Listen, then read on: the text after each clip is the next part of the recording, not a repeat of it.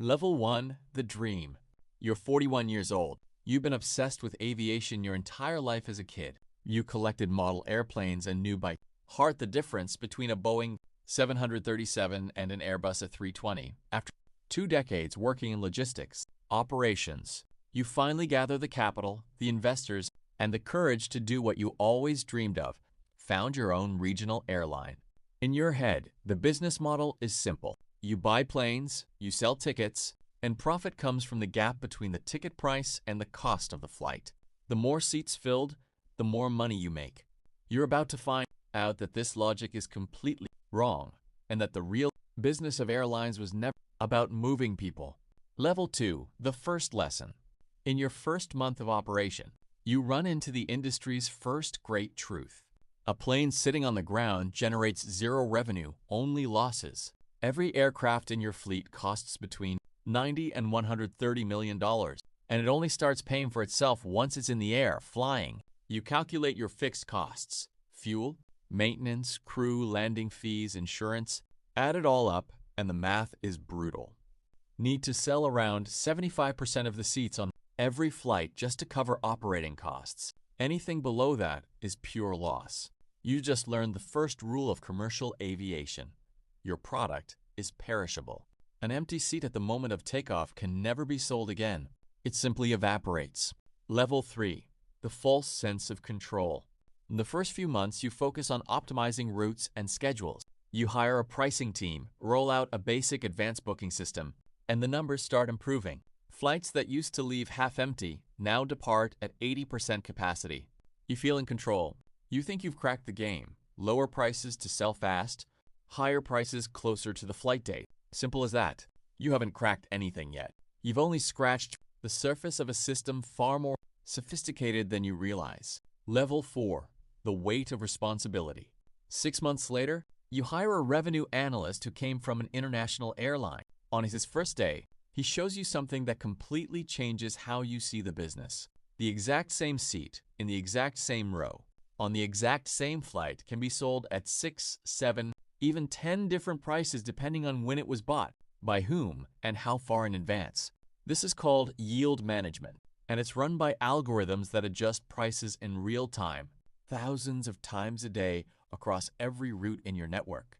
The goal is never to sell every seat at the highest possible price. It's to sell the right number of seats to the right type of passenger at the right moment, maximizing total revenue per flight, not the price of each individual ticket.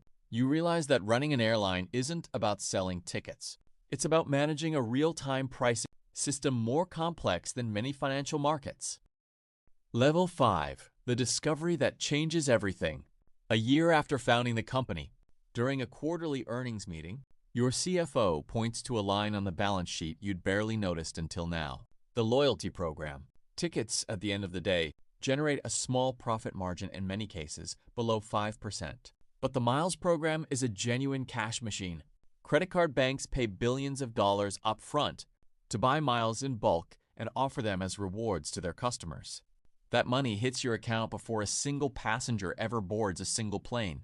For the first time, you understand a sentence that's going to completely change how you see your own company. You don't run an airline. You run a points bank that happens to also move people around.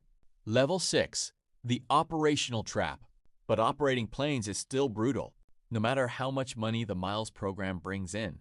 Jet fuel prices spike 40% in 6 months because of a geopolitical crisis on the other side of the world, something completely outside your control, but which immediately eats into a massive chunk of your operating margin.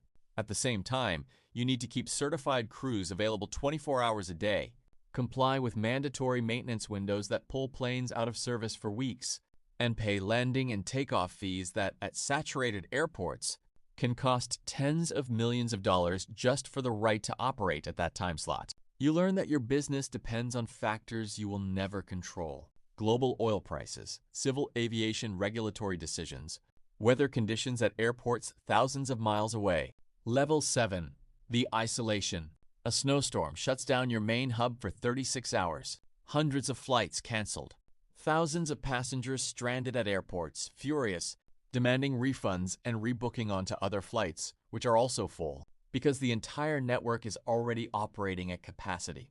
Social media explodes with complaints, passengers filming massive lines, exhausted crews, kids sleeping on airport floors. The press covers the chaos live.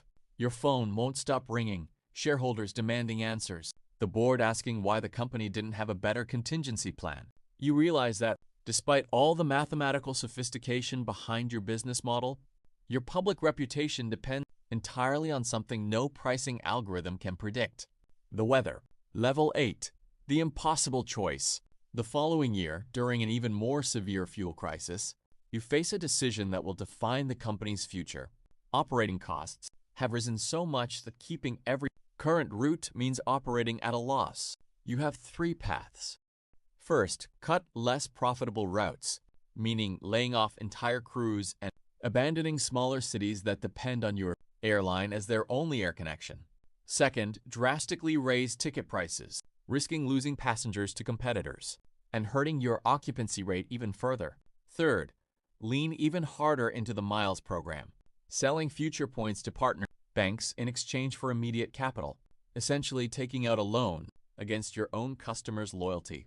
You choose the third option. It's the smartest decision from a financial standpoint, but deep down, you know you're mortgaging the company's future to survive the present.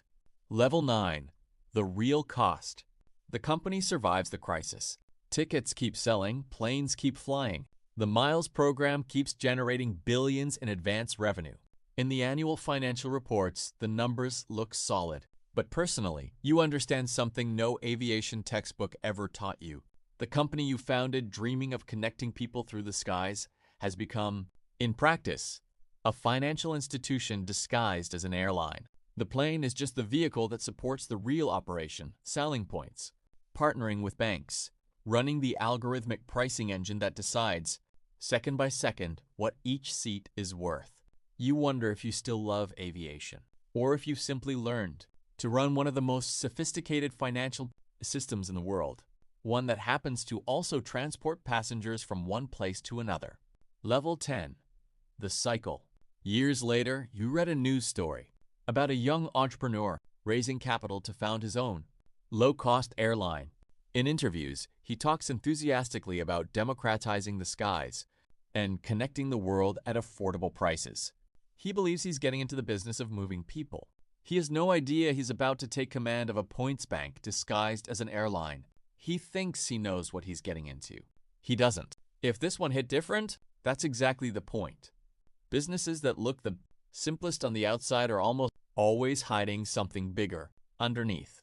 If you want to keep seeing what's really behind the curtain, subscribe to the channel, hit that bell, and drop a like before you go. New POV every week. The next one might be about a business you use every single day.